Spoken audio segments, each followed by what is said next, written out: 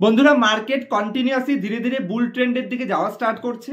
হয়তো কিছুটা সময়ের অপেক্ষা মার্কেট আবার একটা বড় র্যালির জন্য প্রস্তুতি নেবে এবং অবশ্যই সামনের দিনে আমরা ভালো র্যালির সম্মুখীন হতে পারি। কিন্তু এই বড় র্যালির এগেনস্টে যেই তিনটে ইন্ডাস্ট্রি আমার বর্তমান মার্কেটে বেশ কিছুটা রিস্কি সাইন দেখাচ্ছে, সেরকম তিনটে ইন্ডাস্ট্রি নিয়ে এবং স্পেসিফিক কিছু কোম্পানিও যদি এই ভিডিওতে আমি নাম উঠাই, ভাববেন না সেখানে কোনো ধরনের বাই অথবা সেল রিকমেন্ডেশন। আমি শুধুমাত্র আপনাদের সাবধান করার জন্য যে সমস্ত ইন্ডাস্ট্রিগুলো বুল মার্কেটও আপনাদের বেয়ার ফেস দেখাতে পারে সেটাই আপনাদের কভার করার চেষ্টা করছি। হয়তো আমি এখানে ভুলও হতে পারি, যেটা আমি আগেও আপনাদের বারবার বুঝিয়েছি যে মার্কেট থেকে পয়সা কামাতে এসেছি, কোনো ধরনের রিস্ক নেওয়ার জন্য মার্কেটে আসিনি। তো আমার ক্লিয়ার কাট টার্গেট থাকে, আমি মার্কেট থেকে 10 টাকা কম কামালেও চলবে, কিন্তু মার্কেট যেন আমার কাছ থেকে কিছু কামিয়ে না নিতে পারে। তো সেই হিসেবে আমি বলবো যেই ইন্ডাস্ট্রিগুলোতে মার্কেট বুল ট্রেন্ডে গেলেও নেগেটিভ সেন্টিমেন্ট আসতে পারে, সেটা লজিক সমেত আমি আপনাদের বোঝানোর চেষ্টা করব। শুধুমাত্র আপনাদের সাবধান করার উদ্দেশ্যেই আমি এই ইন্ডাস্ট্রিগুলো ডিসকাস করছি এবং তার লজিকও আমি আপনার সাথে ডিসকাস করব। পার্সোনালি পছন্দ হলে আপনারা অ্যাভয়েড করবেন, আর আমার এগেনস্টে যদি আপনাদের ভিউ আলাদা থাকে, আপনারা পার্সোনালি নিজেদের ফিনান্সিয়াল অ্যাডভাইজারের সাথে কনসাল্ট করে তারপরে ইনভেস্টমেন্টের ডিসিশন নেবেন। ভিডিওটি ডিসকাস করতে যদি কোনো কোম্পানির নাম উঠিয়ে নিই, কোনো ধরনের বাই অথবা সেল রিকমেন্ডেশন হিসেবে কোনো কোম্পানিকে নেওয়ার চেষ্টা করবেন না। তো সবার প্রথমে আমি বলতে চাইছি আইটি ইন্ডাস্ট্রি, যেই ইন্ডাস্ট্রি নিয়ে বর্তমানে আমার বেশ কিছুটা নেগেটিভ সেন্টিমেন্ট মনে হয়, তার মেইন রিজন হলো ডোনাল্ড ট্রাম্পের পাগলামি। ডোনাল্ড ট্রাম্প যত বেশি পরিমাণে রিসিপ্রোকাল ট্যারিফ স্টার্ট করবে, অলরেডি বেশ কয়েকটা কান্ট্রির জন্য স্টার্ট করে দিয়েছে, যার মধ্যে চায়না ধরতে পারেন, মেক্সিকো ধরতে পারেন। এদের উপর কিন্তু একটা বড় পরিমাণে তিনি ট্যারিফ লাগাচ্ছেন।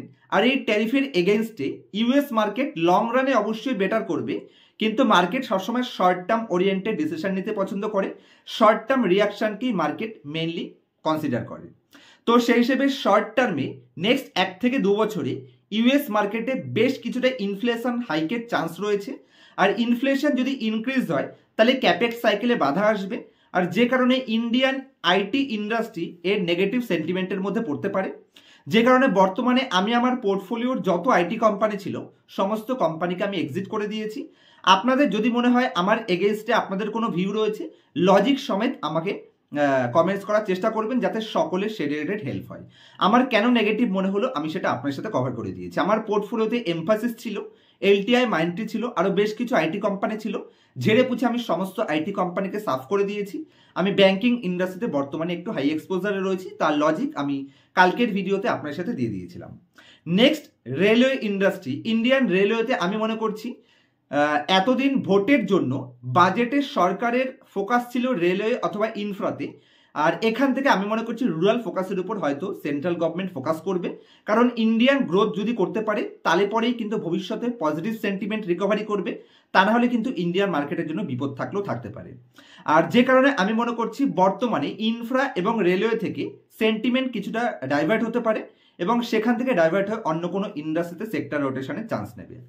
আর রেলওয়ে ইন্ডাস্ট্রিতে মাথায় রাখবেন, অর্ডার বুকের উপর বেস করে অতীতের 2-3 বছরে আমরা পারফরমেন্স করেছি বেশ কিছু কোম্পানিতে।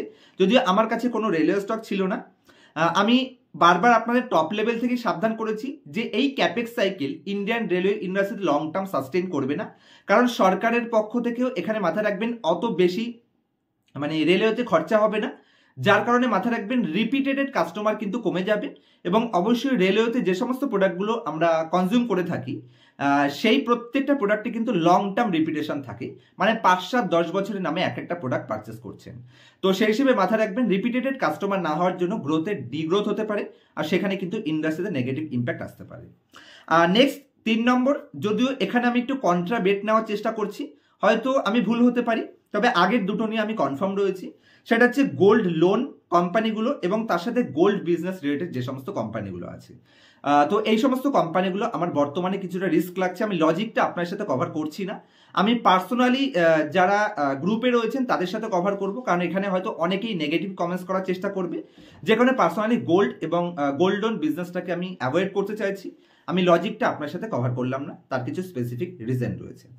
আর চলুন, আপনারা বেশ কিছু ইম্পর্টেন্ট কোশ্চেন আমাকে করেছেন, যেই কোশ্চেনগুলো এই মার্কেট কন্ডিশনে আপনাদের যথেষ্ট হেল্পফুল হতে পারে বলে আমি মনে করছি, এবং আপনাদের যে ডাউটের মধ্যে আপনারা রয়েছেন সেই ডাউট থেকে আপনাদের বেরিয়ে আসতে হেল্প করবে। তো সবার প্রথম কোশ্চেন করেছে বিশাল বৈদ্য। তো আসুন আপনাদের এই ইনফরমেটিভ কোশ্চেনগুলো নেওয়ার আগে আপনাদের উদ্দেশ্যে একটা পয়েন্টস বলতে চাই যে যারা যারা আমার সাথে ডাইরেক্টলি লিঙ্ক হতে চাইছেন অবশ্যই মাত্র 119 টাকার বিনিময়ে চ্যানেলের সাবস্ক্রিপশন নিতে পারেন। কোনো ধরনের ইনফ্লুয়েন্স হবেন না। অ্যাকচুয়াল মার্কেটকে যদি শিখতে চাইছেন এবং মার্কেটের ইনডেপথ নলেজ, আমার অ্যাক্টিভিটিস কেন, আমার কোন জায়গাতে মার্কেট কিরকম লাগছে সেই রিলেটেড যদি পয়েন্টস, অ্যাডভান্স পয়েন্টস জানতে চাইছেন বা বোরিং প্রসেসগুলো জানতে চাইছেন, তাহলে অবশ্যই আমার গ্রুপে জয়েন হতে পারেন। মানে চ্যানেলের নিচে দেখুন জয়েন বাটন রয়েছে, যেখানে মার্কেটে যেদিনকে আমি 100% ইনভেস্ট করি লাইভে এসে মার্কেট আওয়ারের মধ্যে 12:30টার সময় আমি আপনাদের বলে দিয়েছিলাম বেশ কিছু কোম্পানি, যার মধ্যে কিছু কোম্পানি অলরেডি সেখান থেকে 18% রিটার্নও দিয়ে দিয়েছে, যার মধ্যে ক্রাফটসম্যান অটোমেশন একটি গ্রেট কোম্পানি, সেখানেও সেদিনকে আমি এন্ট্রি নিয়েছিলাম। তো যদিও কোনো ধরনের ইনফরমেটিভ ভাববেন না যে সেখানে বাই অথবা সেল রিকমেন্ডেশন দেওয়া হয়, সেরকম কোনো ইনফরমেশন দেওয়া হয় না। হ্যাঁ, মার্কেটের বটম, মার্কেটের টপ, তার কি ধরনের সাইন রয়েছে এবং কোথায় কিভাবে আপনাকে চার্নিং করতে হবে। যেমন রিসেন্টলি মার্কেট যদি 23,000 বা 24,000 ক্রস করে, তাহলে আমি আবার কিছু রিস্কি বেট নেওয়ার চেষ্টা করব যেখানে রোটেশন হওয়ার চান্স রয়েছে। সেগুলো যদি লজিক মারফত অরিজিনাল কনসেপ্ট শিখতে চাইছেন অবশ্যই কিছু চার্জেস নেব, মাত্র 119 টাকা মান্থলি। তার বিনিময়ে আপনারা মেম্বারশিপ নিতে পারেন, যার জন্য চ্যানেলের নিচে দেখুন জয়েন বাটন রয়েছে। আর ইনফ্লুয়েন্স হয়ে ভাববেন না যে 6 মাস বা 1 বছরে কোটিপতি বানিয়ে দেবো, সেই উদ্দেশ্যে জয়েন হবেন, সেরকম টার্গেট যেন না থাকে। লং টার্ম ইনভেস্টমেন্ট হিসেবে যদি টার্গেট থাকে তাহলে জয়েন হবেন। তো বিশাল বৈদ্যবাবু তার কোশ্চেন করেছেন মোটামুটি বুল মার্কেট, মোটামুটি এখান থেকে বুল রান কবে দেখা যাবে, মানে 22,700 অল টাইম হাই ব্রেক করবে, কতটা সময় লাগতে পারে বা কত বছর করবে, অথবা এবছর ব্রেক করবে কিনা। তো বিশাল বৈদ্যবাবু সকলেরই হয়তো এই কোশ্চেনটার অ্যান্সার জানতে চাইছে, শুধু উনি নয়। আমার পার্সোনাল এক্সপিরিয়েন্স বলে যে ইন্ডিয়াতে গ্রোথ সামনেই আসতে চলেছে এবং বড় গ্রোথের সম্মুখীন আমরা হব। আর গ্রোথের পিছনে কিন্তু মার্কেটও র্যালি নেওয়ার চেষ্টা করবে, কারণ মার্কেট ক্যাপ টু জিডিপি হিসেবে মার্কেট পারফেক্ট পজিশনে রয়েছে, পি হিসেবেও ঠিকঠাক পজিশনে রয়েছে। তবে ইন্ডিয়াতে গ্রোথ আসতে মোটামুটি এখান থেকে 2টো কোয়ার্টার তো আমার মিনিমাম মনে হচ্ছে সময় লাগবে, কারণ অলরেডি আরবিআই লিকুইডিটি দিয়েছে, গভর্নমেন্ট সামনের বছর থেকে ট্যাক্সের রিলিফ দিয়েছে এবং প্রত্যেকটা পজিটিভ সাইন কিন্তু আসছে। তো হয়তো 2টো কোয়ার্টার এখান থেকে সময় লাগবে। আর মার্কেট যদি হাই বানানোর কথা বলি, নতুন হাই মানে 26,277 যে টপ বানিয়েছিল, সেই 26,300 ক্রস করে 26,400 যেতে আমি মনে করছি এবছর ইয়ার এন্ডিং অথবা সামনের বছর জানুয়ারির মধ্যে আমরা নতুন হাই দেখতে পাবো। ইপিএস গ্রোথের সাইন অন্ততপক্ষে সেটাই বলছে, মার্কেট ভ্যালুয়েশন অন্ততপক্ষে সেটাই বলছে, আর ফিউচার ইপিএস এক্সপেনশন সেটাও আমাকে একই সাইন দিচ্ছে। তো সেই হিসেবে নেক্সট বছর হয়তো আমরা নতুন হাই দেখতে চলেছি। নেক্সট হচ্ছে অলোক মিত্র, তার কোশ্চেন রয়েছে পোর্টফোলিওতে থাকা বেশ কিছু লস কোম্পানি থেকে শিফট করে কি অন্য কোনো কোম্পানিতে চলে যাওয়ার ডিসিশনটা ঠিক হতে পারে। হ্যাঁ, আমি বলবো এই মার্কেট কন্ডিশনে যেখানে লোয়ার লেভেলে বেশ কিছু মার্কেটের গ্রেট ভ্যালুয়েবল কোম্পানিগুলো গ্রেট পজিশনে চলে এসছে, সেখানে অন্য কোনো ফালতু কোম্পানি থাকলে সেখান থেকে শিফট করে ভালো কোম্পানিতে যাওয়ার সময় চলে এসছে। এই সময়তে ফ্রেশ এন্ট্রি নেওয়ার জন্য ভালো কোম্পানি রয়েছে এবং অতীতে যদি কোনো ভুল ডিসিশনে ভুল কোম্পানিতে ফেসে থাকেন সেখান থেকে শিফট করে অন্য কোনো কোম্পানিতে চলে যাওয়াটাই পারফেক্ট ডিসিশন। কোনো কোম্পানিতে 30% লস থাকলেও সেই কোম্পানি থেকে শিফট করে অন্য কোম্পানিতে গেলে সেটা খুব তাড়াতাড়ি রিকভারি হবে এবং মার্কেট সেই পজিশনে দাঁড়িয়ে আছে বলে আমার পার্সোনাল ওপিনিয়ন থাকবে। যদিও নিজের ফিনান্সিয়াল অ্যাডভাইজারের সাথে কনসাল্ট করে তারপর ইনভেস্টমেন্টের ডিসিশন করবেন বা শিফটিংয়ের ডিসিশন নেবেন। আমি পার্সোনালি বেশ কিছু কোম্পানি থেকে শিফট করেছি, যেগুলো আমি ইনফরমেশন আপনার সাথে প্রোভাইড করেছি। যেমন একটু আগেই বললাম আইটি কোম্পানিগুলো থেকে আমি এক্সিট করে দিয়েছি, সেখান থেকে আমি ব্যাংকে শিফট করেছি এবং কনজামশন রিলেটেড কিছু ইন্ডাস্ট্রিতে আমি এন্ট্রি নিয়েছি। আচ্ছা, নেক্সট কোশ্চেন করছেন বিকাশ পাল, তার কোশ্চেন হচ্ছে ক্যানারা ব্যাংকে 30% লসে আছি। সবার প্রথমে কভার করে দিই, ক্যানারা ব্যাংক গ্রেট কোম্পানি, তবে কোনো ধরনের ইনফ্লুয়েন্স হবে না, বিজনেস হিসেবে কোম্পানি ভালো, ভ্যালুয়েশন হিসেবেও ঠিক জায়গায়। তার কোশ্চেন হচ্ছে ক্যানারা ব্যাংকে 30% লসে আছেন, অ্যাভারেজ করা যায় কিনা নাকি পিএনবিতে শিফট করব। তো দেখুন, প্রবলেম হচ্ছে যখন মার্কেট বিয়ার মুডে থাকে না, নেগেটিভ সেন্টিমেন্টে থাকে, তখন আমাদের সকলের মনে হয় যে আদার্স সমস্ত কোম্পানিগুলো ভালো, আমার পোর্টফোলিওর কোম্পানিগুলোই হয়তো খারাপ। এটা স্বাভাবিক ব্যাপার, সবারই ডাউট আসে। কিন্তু মাথা রাখুন, যেমন ক্যানারা ব্যাংকও ভালো পজিশনে রয়েছে, ভ্যালুয়েশন ঠিক আছে, পাঞ্জাব ন্যাশনাল ব্যাংকও ভ্যালুয়েশন ঠিক আছে, ভালো পজিশনে রয়েছে। তো আপনি শিফট করে যেখানে যেতে চাইছেন সেই কোম্পানিটাও ভালো রয়েছে, এমনকি তার থেকেও বেটার আপনার কোম্পানিটা রয়েছে। তো ভুল ডিসিশন নেবেন না। শুধু আপনার কোম্পানি নিচে চলে এসেছে তার মানে আপনার কোম্পানি খারাপ, এটা কিন্তু ভুল হতে পারে। কোম্পানির ভ্যালুয়েশন দেখুন, কোম্পানির ইপিএস এক্সপেনশন দেখুন এবং পি এক্সপেনশন দেখুন, আশা করছি অ্যান্সার আপনি পেয়ে যাবেন। তো সেই হিসেবে ক্যানারা ব্যাংকও ভালো এবং পিএনবিও ভালো, কোনো ধরনের উল্টোপাল্টা ডিসিশন নিয়েন না। নেক্সট হচ্ছে আমি গরিব আছি দাদা, তার নাম রয়েছে, হয়তো ইমেল আইডি এরকম নামই খোলা রয়েছে। তো তার কোশ্চেন রয়েছে 2-3টে এলআইসি পলিসি রয়েছে যেগুলোর প্রিমিয়াম এখন তিনি আর দেন না। তো সেগুলোকে সারেন্ডার করে স্টক মার্কেটে কি ইনফ্লো করা যায়, তিনি ইনফ্লো করতে চাইছেন। তো যদিও আমার দ্বারা ইনফ্লুয়েন্স হবেন না, আমি অতীতে এই কাজ একবার করেছি। রাশিয়া ইউক্রেন যুদ্ধের সময় আমার 4টে পলিসি ছিল, 4-5টা মতন। তো একটা পলিসি লাস্ট টাইম আমি অ্যাকচুয়ালি উইথড্রল করতে পারিনি। একদিনে 2টোর বেশি পলিসি উইথড্রল করা যায় না, আমি যখন হাবড়া ব্রাঞ্চে গেছিলাম। তো সেই হিসেবে আমি সেই মুহূর্তে আমার প্রত্যেকটা পলিসি ভাঙিয়ে নিয়েছিলাম, শুধু একটা করতে পারিনি। বাকি পলিসিগুলো ভাঙিয়ে নিয়ে, মানে অ্যাকচুয়ালি আমিও প্রিমেচিওরই ওইগুলোকে উইথড্রল করেছিলাম এবং বেশ কিছুটা লস নিয়ে আমি সেই টাকাটাকে 2021-এ মার্কেটে দিয়েছিলাম। এবং যে টাকাটা আমার 2031-এ, অ্যাকচুয়ালি 2031-এ এলআইসি পলিসি আমার ম্যাচুরিটি ছিল, তার আগে অলরেডি সেটাকে আমি 3 গুণ করে নিয়ে বেরিয়ে চলে এসেছি। তো অতীতে এই ডিসিশন আমি নিজেও নিয়েছি, আপনি চাইলে নিতে পারেন। মার্কেট গ্রেট পজিশনে রয়েছে। যতদিনে আপনার এলআইসি যদি মিনিমাম এখান থেকে 3-4-5 বছর টাইম রয়েছে যে এলআইসি টাকা ম্যাচিওর হতে আপনার কাছে আসতে 3 থেকে 5 বছর সময় লাগবে, তাহলে আমি বলবো মার্কেট তার থেকেও আগে আপনাকে সমস্ত রিকভারি করে বরঞ্চ পজিটিভে ঢুকিয়ে দিতে পারে। তবে এটা আমার পার্সোনাল ওপিনিয়ন।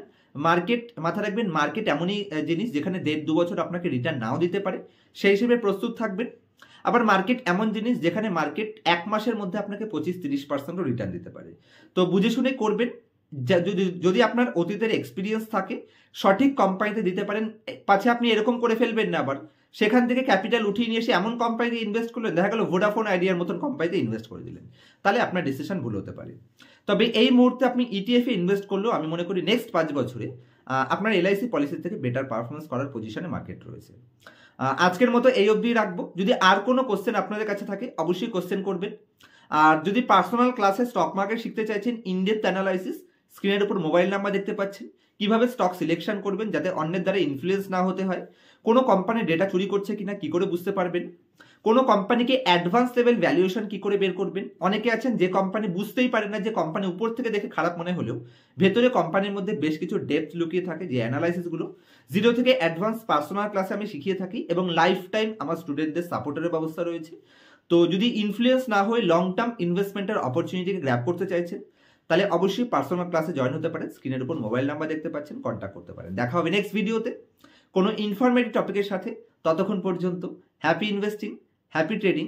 আর এই মুহূর্তে সকাল 11:30 বাজে আমার পোর্টফোলিও অলরেডি 5.3% আপ ট্রেন্ডে চলছে, যে কারণে মুখে এত হাসি দেখতে পাচ্ছেন। এবং লাস্ট 3-4 দিন ধরে পোর্টফোলিওতে রকেট হয়েছে, আশা করছি আপনাদেরও রকেট হয়েছে। মার্কেটের বটমে যে পয়েন্টসগুলো আপনাদের বোঝানোর চেষ্টা করেছিলাম, যারা সেই মুহূর্তে পারচেস করেছে, যদিও ওভার এক্সাইটমেন্ট হওয়ার কিছুই নেই। মার্কেট খুব তাড়াতাড়ি র্যালিও নেবে না, আবার খুব এখান থেকে ডাউন সাইড মার্কেট আমি কিছু দেখতে পাচ্ছি না। তো অবশ্যই ভালো সময়, চলুন ভালো সময় আপনাদের সাথে আমার দেখাও হয়ে যাচ্ছে, কথাও হয়ে যাচ্ছে। আবার দেখা হবে নেক্সট ভিডিওতে। কোনো কমেন্টস থাকলে অবশ্যই আমার চ্যানেলের কমেন্ট সেকশনে আপনারা কমেন্টস ডালতে পারেন। আপনার কোশ্চেন বেস্ট হলে সেটারও অ্যান্সার আমি নেক্সট ভিডিওতে দেওয়ার চেষ্টা করব।